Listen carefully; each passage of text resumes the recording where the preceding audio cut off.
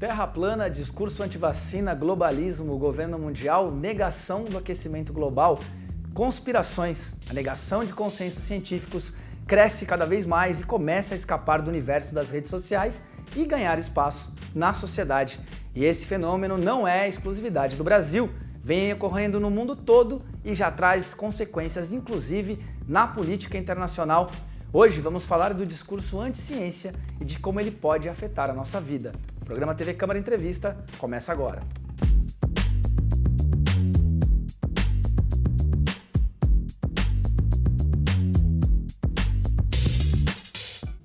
Olá, seja bem-vindo a mais um programa TV Câmara Entrevista. O termo anti-ciência refere-se a indivíduos ou organizações que promovem a sua ideologia acima das evidências científicas, quer negando status ou evidências ou criando as suas próprias teorias. A Fiocruz, por exemplo, um órgão ligado ao Ministério da Saúde, foi proibida este ano de divulgar uma pesquisa sobre drogas no Brasil, pois ela concluía que não havia uma epidemia de drogas no país. Eu andei nas ruas de Copacabana e estavam vazias. Se isso não é uma epidemia de violência que tem a ver com as drogas, eu não entendo mais nada. Com esse argumento, o ministro Osmar Terra, porta-voz da censura, se manifestou sobre a proibição.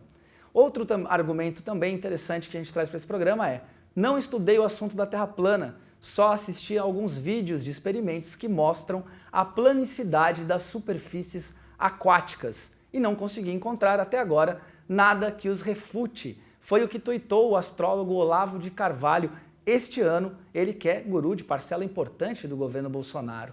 O programa de hoje vai falar sobre essas afirmações, sobre ciência, seus desafios e o crescimento do discurso e práticas negacionistas do conhecimento científico.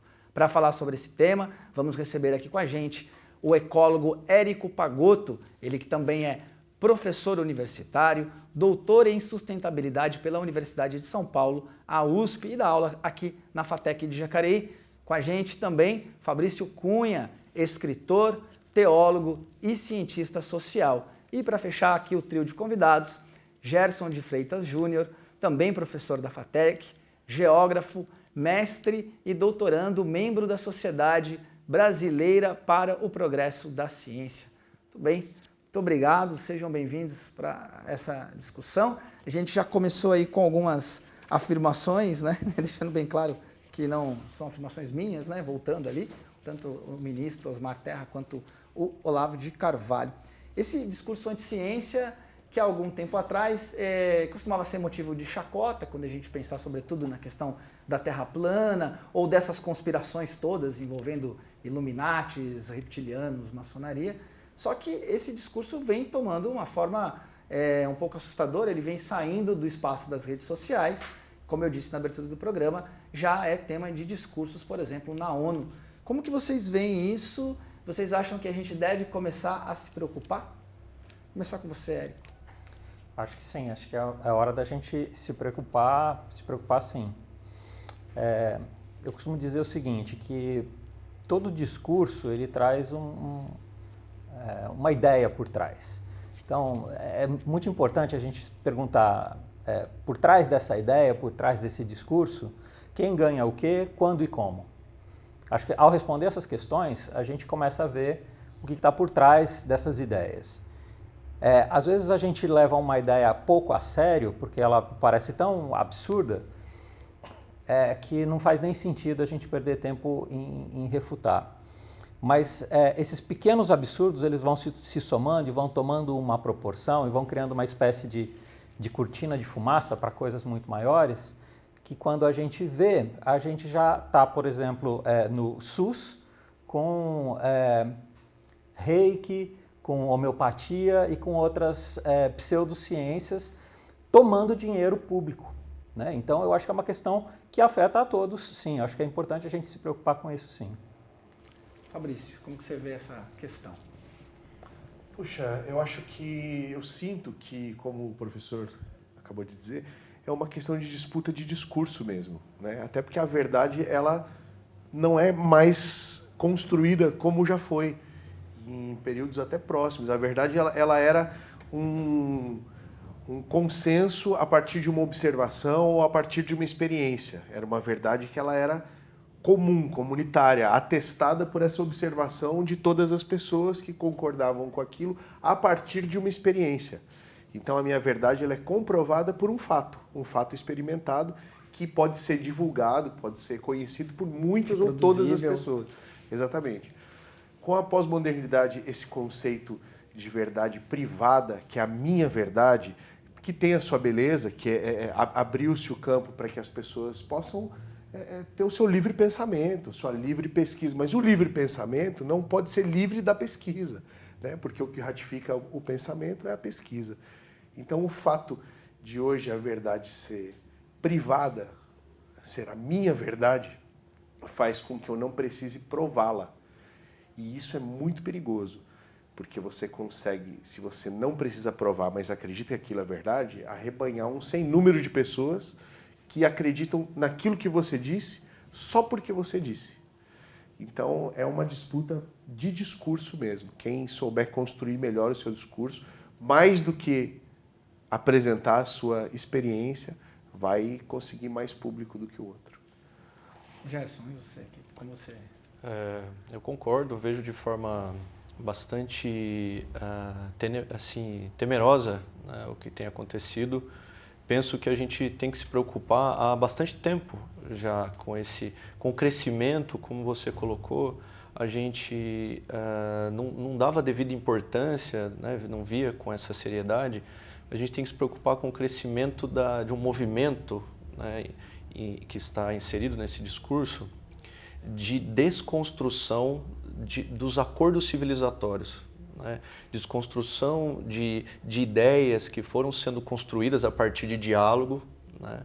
Como do estado de bem-estar social, do papel da ciência para o progresso da sociedade, para o desenvolvimento, e como isso tem sido perigoso na medida em que não só desconstrói, mas criminaliza a ciência, o diálogo, a possibilidade do contraditório, como o Fabrício colocou, a questão da minha verdade, né? Não importa mais o que os outros pensam, o processo em si, o processo que é muito importante e a possibilidade de falhas, de contestações, o processo em si, ele desmoronou. As pessoas apresentam a sua crença antes do processo e isso é colocado como uma verdade e aquilo tem que definir tudo o que se vai construir a partir de então. A gente sabe que a ciência também, a verdade científica, ela também se transforma, né? Ela contempla o questionamento, né? Se constrói ciência questionando a verdade. O que existe agora é uma diferença grande entre você negar o conhecimento científico, né? Como o Fabrício bem colocou, apartado da questão da pesquisa, e trabalhar, cada um escolher a sua verdade. Durante muito tempo também, a ciência foi acusada de não ouvir determinadas parcelas da sociedade que tinham conhecimentos, por exemplo, conhecimentos tradicionais. Então também existe uma relação da ciência com outras formas de conhecimento.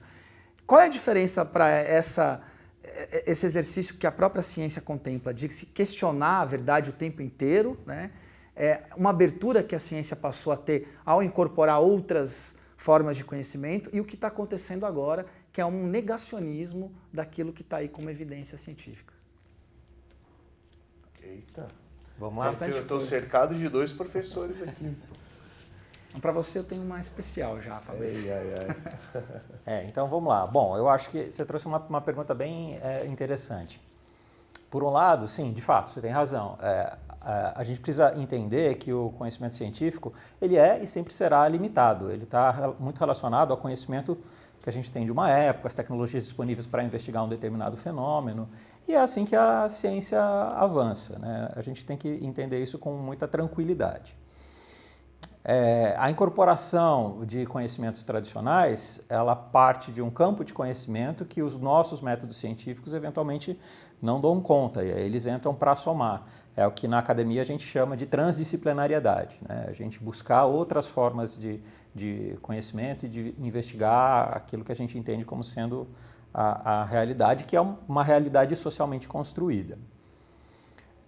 Isso não pode deslegitimar o método do conhecimento científico, que é uma outra questão. Eu acho que tem várias formas da gente produzir, tem várias formas de conhecimento, né? Então, todo mundo já ouviu algum tipo de simpatia quando era criança, a história de que não pode comer manga com leite, e uma série de conhecimentos de origem mais popular, né, que merecem ser investigados se há verdade por trás disso ou não. Esse conhecimento popular ele é inerente ao ser humano, independente do método científico. O método científico ele visa trazer um outro tipo de conhecimento, que é o conhecimento científico, quer dizer, uma forma de você produzir conhecimento, uma forma de você produzir ciência. E uma terceira forma de conhecimento, a gente pode pensar no conhecimento religioso, no conhecimento metafísico. É uma outra forma de conhecimento. E é natural que haja diferentes formas de conhecimento. O que começa a me preocupar é quando pega-se o conhecimento científico, que segue o método científico, e a gente tem um portfólio enorme de métodos científicos, das ciências mais duras, da física, da matemática, até as ciências humanas, que usa outros métodos de responder questões. Você pega esse conjunto de conhecimentos científicos e começa a desvirtuar o método ou a questionar a validade do método. Aí eu acho que a gente entra num campo muito perigoso. Então, é natural que existam diferentes formas de conhecimento, mas eu acho que o que não cabe é você questionar o método científico do ponto de vista do seu rigor metodológico, né? Então, precisa ter essa clara distinção. Um ponto importante sobre isso, como você colocou, a ciência nunca deixou de se questionar. Os próprios acadêmicos, os cientistas, os pesquisadores, eles se contrapõem. Tem formas diferentes de construção do conhecimento e isso faz parte do desenvolvimento, do progresso científico. E um ponto muito importante que nos preocupa também, enquanto professores, enquanto pesquisadores, é a questão da comunicação da ciência. Como nós estamos chegando, como o conhecimento científico, como as instituições de pesquisa que fazem ciência, as universidades, chegam às pessoas. Porque um risco muito grande, como eu falei, das desconstruções, é que as pessoas não entendam, não vejam as universidades, os institutos de pesquisa, as faculdades, como uma extensão da sua vida. Então, as instituições precisam ver como elas trabalham e como elas chegam às pessoas, porque esse discurso que questiona o conhecimento científico, a prática científica, ele também vem imbuído de uma intenção, não é, de desvalidar as universidades, as faculdades, que são um patrimônio público, elas são uma extensão da vida das pessoas. Então, cada momento dentro de uma universidade, cada aula, cada equipamento, aquilo faz parte da construção social, é uma conquista social. Então, toda a nossa estrutura de pesquisa científica, tudo isso faz parte de um acordo social em que todos participam. Isso é muito importante. Então, como nós chegamos às pessoas para que elas entendam e defendam, a gente espera também que não apenas nós, mas a sociedade como um todo, mesmo quem não trabalha diretamente nas universidades, defenda as universidades, as faculdades, os institutos de pesquisa como o INPE, por exemplo, como um patrimônio nosso, um patrimônio das pessoas, assim como defendem uma série de outros, de outros órgãos. As pessoas falam, olha, meu direito de consumidor, meu direito disso, meu direito de ir e vir, meu direito assim, e é meu direito que o país invista em conhecimento, em pesquisa, porque tudo isso sempre os pesquisadores constroem pensando nas pessoas. O que a gente está fazendo aqui hoje, os equipamentos que as pessoas utilizam em casa, coisas que às vezes parecem triviais, elas passaram por uma história de investimento, de pesquisa, de incentivo, pessoas que passam muitas vezes 12, 13 horas num laboratório pesquisando para às vezes nem verem o resultado da sua pesquisa, porque no tempo de vida às vezes isso não é possível e aquilo vai dar resposta talvez por outros pesquisadores. Então tem toda uma história de pessoas que se dedicam à sociedade. Então é importante que as pessoas percebam e lutem por um patrimônio que é delas. E isso entra na questão da comunicação científica, que é a ideia dos pilares das instituições de pesquisa, as universidades. Ensino, pesquisa e extensão.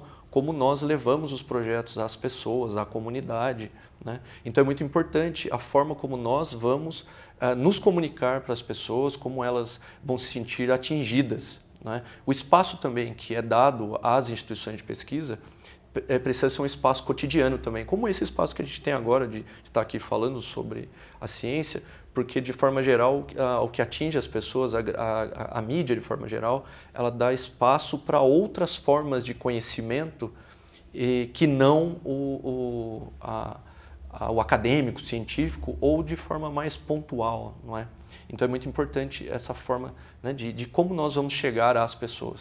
Até acho interessante muito esse arremate que o professor fez, porque, de fato, a ciência, enquanto segmento, ela se afastou um tanto da sociedade comum. Ficou uma coisa dos redutos mesmo de pesquisa científica, tal, e isso fez com que outras possibilidades de discurso, sem essa legitimação da experiência, sem esse arcabouço de conhecimento, conseguisse conquistar as cabeças dessas pessoas, porque aprenderam a se comunicar, independente, inclusive, desse que eu acabei de falar, que é o arcabouço de conhecimento. Eles conseguiram alcançar as pessoas com um discurso sem experiência, e a academia, que tem a experiência e tem o método, precisa voltar a pensar nisso mesmo, em como comunicar isso de uma forma inteligível, né? Para voltar a ocupar esses espaços, inclusive. O que chega Porque, como ele diz, se a gente precisa dessa força pública da sociedade para reconhecer a universidade e a pesquisa como um direito adquirido, as pessoas têm que acreditar nisso, porque isso é verdade, mas é uma verdade que ficou guardada numa caixa, alguém descobriu, foi lá e só pegou a verdade da caixa, sem tudo o que tem por trás disso, e conquistou a cabeça de bastante gente, cara. Fabrício, queria aproveitar e te perguntar, que você tem uma formação em teologia, como é que fica essa discussão entre esse conhecimento científico e a crença religiosa? Como que se estabelece esse diálogo? A gente vê também que hoje algumas pesquisas mostram que na parcela da população que tem uma religião marcada, que pratica, é uma parcela que tende a questionar mais a questão da ciência, se debate mais com alguns conceitos científicos. Como que você avalia isso? É porque a religião, ela tem um elemento que é muito próprio da religião, que é a fé. A fé, que é você acreditar em algo independente do que se possa provar. Então, esse é o grande elemento dissociador da religião e da ciência, é a fé. Agora, isso faz com que elas não caminhem juntos? Absolutamente, de forma nenhuma. Até porque a fé é uma expressão de espiritualidade pessoal, com desdobramentos coletivos e comunitários, claro. Mas é a forma com a qual eu acredito. Então, um cientista pode ter fé? Claro que pode ter fé. Mas a ciência precisa da fé? Não, a ciência não precisa da fé. A ciência precisa de experiência, de comprovação, de pesquisa. Então, por isso as duas podem caminhar muito juntas, porque a fé, ela alimenta questões de foro íntimo, do cotidiano das pessoas, que as fazem transcender desse mundo e das possibilidades e impossibilidades desse mundo, acreditando em coisas vindouras, em coisas que ainda não existem, em coisas que, se eu acreditar, pode ser que elas cheguem para mim. É um elemento subjetivo. A ciência não lida com esse subjetivo. O subjetivo é descartável na ciência. A ciência, ela lida com aquilo que é objetivo, porque a ciência precisa apresentar uma solução de fato para questões sociais, em todos os níveis da sociedade. Então, qual o problema? O problema é você, com as lentes da fé, passar a não só interpretar o seu mundo, mas o mundo de todo mundo, o mundo do outro, né? Tirar do outro a possibilidade dele mesmo interpretar o seu mundo à luz do que ele quiser, inclusive da fé. Então, quando eu faço da fé, da minha fé, uma bandeira imposta, né, eu comecei a usar a fé como um elemento de manipulação e não como um elemento de saúde espiritual, que é o que eu arrisco dizer que está acontecendo hoje. Você pega um elemento subjetivo, de alcance de massa, usa esse conhecimento não para gerar autonomia ou uma fé saudável nas pessoas, mas para você manipular um grupo significativo de pessoas Porque depois que você tem essa força pública, essa força social, a verdade ela vai para um segundo plano. Porque se eu tenho um grupo de 100 mil pessoas dizendo que aquilo é verdade, eu não preciso de experiência. As pessoas estão dizendo, elas estão acreditando. Então a experiência ela foi colocada em segundo plano dentro do campo da ciência. Isso não pode acontecer. A experiência no campo da ciência ela tem que ser sempre prioritária. Assim como a fé no campo da religião está sendo usada como instrumento de manipulação e não como instrumento de autenticação de uma vida melhor, de uma vida mais inclusiva, de uma vida mais comunitária. Então, pegar a fé e colocar na ciência para tentar convencer as pessoas de que a ciência é menos importante do que a própria fé, eu acho que é até um ato de canalice mesmo, sabe? De maldade. E veja como é interessante isso que o Fabrício está colocando, né? Se a gente considerar a história de Lutero, né, que é o principal nome do protestantismo. Então a ciência ela dialoga com a religião também, né? Como uma expressão da vida humana. Lutero foi professor na Universidade de Wittenberg, né? Então foi professor. Então esse discurso ele é muito como os reformadores todos. Sim. Vindo de polos importantes da ciência da Europa. Da Calvino também. E na história do cristianismo, né, São Tomás de Aquino foi professor, Santo Agostinho foi professor de retórica. Então, é muito importante, a gente tem várias instituições de ensino de base cristã, protestantes, católicas, e são importantes para a construção do conhecimento. Inclusive, os segmentos evangélicos que vieram para colonizar, né, palavra horrível, o Brasil, não chegaram com projetos de comunidades de fé, de igreja, não. Chegaram e entraram no Brasil via o serviço, hospitais, escolas, instituições que poderiam servir a sociedade a partir da ciência, inclusive. Não foram as primeiras instituições religiosas protestantes do Brasil, não foram igrejas, foram escolas e hospitais. Então esse discurso ele é muito de desconstrução, muito perigoso porque coloca os professores, os pesquisadores, os cientistas como pessoas desnecessárias, inimigas. Né? Eu já escutei muitas vezes de colegas, de vizinhos, de parentes que para que professor ou professor de instituição pública. Agora a gente escutou um discurso, né, vários, né, vindo das esferas governamentais, que as universidades federais só têm plantio disso, daquilo, que é assim, uma simplificação do que acontece nas instituições de ensino, e as pessoas não podem acreditar nisso, as pessoas tinham que se colocar de forma contrária, mas isso é um absurdo. E outra, bicho, se tem uma vasta plantação de maconha nas universidades, tira uma foto, uma só. Quer dizer, prova o que você está dizendo. Eles não têm nenhum comprometimento em provar algo para além do enunciado, para além daquilo que eles disseram. Bom, vou fazer uma pequena pausa aqui, nesse primeiro bloco do programa TV Câmara Entrevista. Estamos falando sobre ciência, a negação da ciência. A gente vai para um breve intervalo e voltamos já já.